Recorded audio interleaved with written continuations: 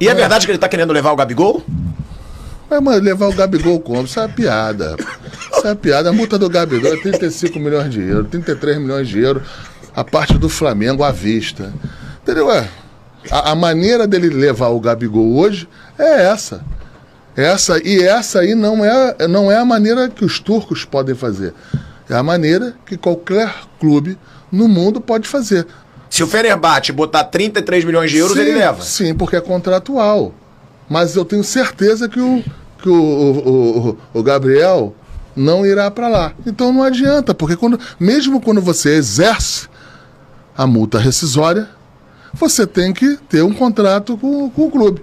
Não adianta exercer e não ter. Isso é piada, rapaz. Isso é piada. Saiu na mídia turca, você viu, sim, né? Mas vamos falar de coisa séria. Eu tô querendo falar de coisa séria. Mas eu vou perguntar. Você me perguntar. Você me conhece, pô? Sim, mas só na mídia turca que o Gabigol interessa ao Fenerbahçe. Que o Fenerbahçe pode pagar 33 milhões de euros no cara. Então, eu tenho que perguntar. Tá bom, vai pagar 33 lá pro Flamengo lá. E como é que vai levar ele? Eu quero ver ele indo pra lá.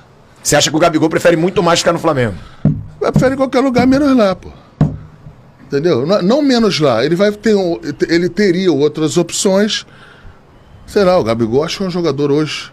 Não tenho certeza, de Europa. Acho que o sonho do Gabriel poderia ser jogar uma Premier League. Entendeu? Poderia ser, não. Você conhece o Gabigol, então é jogar uma Premier League. Não. Os sonhos e os teus desejos na vida, eles mudam. Mudam com o passar do tempo, mudam ou por uma determinada situação. Então eu acho que o Gabriel sair do Flamengo, isso aí é uma intuição minha. Eu acho que se ele sair do Flamengo, ele vai para a Europa. Não vai. Não que a Turquia não seja, mas quando eu falo Europa, seria ali grandes ligas. Nas duas maiores ligas ali, que eu acho que ele estaria mais à vontade, entendeu? Braz, teve essa notícia do Gabigol e o Pedro tá na seleção brasileira. O Pedro tá num momento mágico. O Pedro pode ir pra Copa do Mundo. Dá medo. A mãe dele não tá triste agora, não. Não tá Isso triste eu tenho que perguntar pros jornalistas, pra um monte de cara que falou um monte de besteira. Assim, o Pedro é um cara sensacional. É um cara sério mesmo, é um cara que não reclama de nada. É um cara primeiro a treinar, primeiro a chegar, último a ir embora. Tá passando um momento mágico. Agora, não é nenhuma novidade pra gente esse momento técnico, tático do Pedro. Tanto que não é que a gente teve o peito, que tem que ter peito também, de ir lá e contratar ele por 12 milhões de euros. E a gente ouviu um monte de coisa. É muito caro, tem outra opção, compra 2 de 6, você ajusta o time. A gente sempre acreditou nesse jogador. A gente sempre acreditou quando ele não estava nem aonde a gente comprou ele. Quando ele estava no Fluminense, a gente já queria contratar ele. A gente sabia que o Fluminense não venderia para o Flamengo. Tem os motivos dele, eu respeito isso. Quando foi para o Fiorentina, passou ali 6 meses, a gente foi e entrou a gente conseguiu trazer ele. Então, o Pedro não é amor de primeira vista, não. O Pedro, quando ele estava no Fluminense, quando ele saiu, a gente sempre quis contratar ele. Graças a Deus, ele está muito bem. E eu falei isso antes dele ser convocado.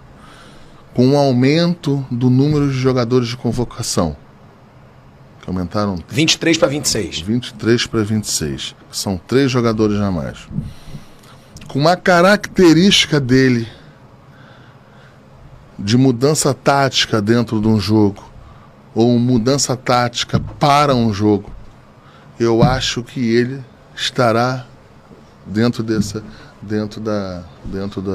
da Copa do Mundo. Acho de fato. Tomara que esteja. Quando a gente contrata um jogador, Thiago, a gente sempre torce para ele ser convocado. Quando a gente contrata um jogador... Até porque valoriza, né, Braz? Sim, não é só pela valorização, não, cara. Pelo cara mesmo. Pelo cara, pela parte humana também. Vou te dar um exemplo. Quando a gente contratou a Arrascaeta, o Isla, vou falar do Isla. Ele estava na seleção chilena. Depois ele foi convocado de novo. Então a gente torce sempre, o dirigente sempre torce para o jogador. E o único lugar no mundo que dirigente fecha a cara quando o jogador é convocado é no Brasil. Todo lugar do mundo... Porque o nosso calendário é errado. Porque lá isso. para, aqui não, né? É isso. Isso que eu ia falar. Todo lugar do mundo, o dirigente torce para que, por exemplo, ele contrate um jogador que nunca foi contratado e passe a ser contratado. Passe a ser convocado. Beleza. Você contrata um jogador que já está sendo convocado, que é sempre convocado. Tu contrata ele, torce para ele continuar nesse caminho. Aqui você fica rezando para não ter um jogo forte naquele dia. Para isso aí. Você como dirigente e também o Rodolfo Landim como presidente, você ficou puto com aquela insistência do Palmeiras no Pedro? Não, porque eu canso de fazer isso aí. É normal, é do mercado. Eu acho que é do processo. Eu não fico puto, não fico...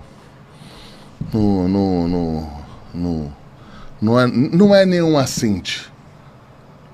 Vai falar que eu gosto, que eu gostei, é uma coisa. Achar que não é um assinte. Eles têm o direito de fazer, vocês têm o direito de negar. Sim. É isso. Vai ser difícil o João Gomes continuar no Flamengo, Braz? Porque a gente vê aí Liverpool interessado, Porra, Real difícil. Madrid interessado. O Flamengo acabou de renovar. Mas aí você tá falando com o malandro também da bola. Não. Aí não. O clube renova também, até para depois poder vender mais caro. Eu não tô falando que foi por isso. Mas a gente sabe, quando você renova também, você aumenta o valor da multa.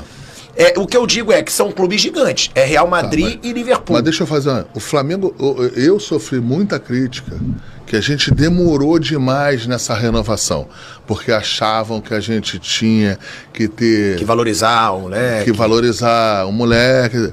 Como? A operação sempre esteve na mão do Flamengo. Contratualmente, eu nunca me preocupei com isso. A gente se preocupava em quê?